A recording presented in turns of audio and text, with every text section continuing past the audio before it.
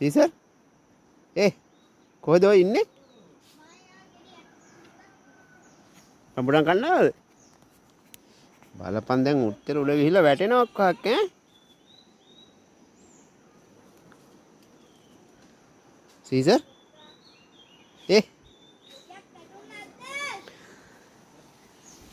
යා තව උරෝනේ.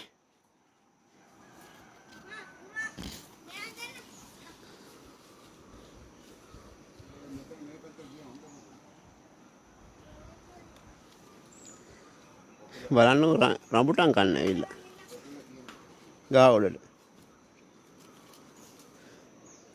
කොහේ යනවද ඉතින් ඔය තව 3ක් විතර ගේන්නකෝ.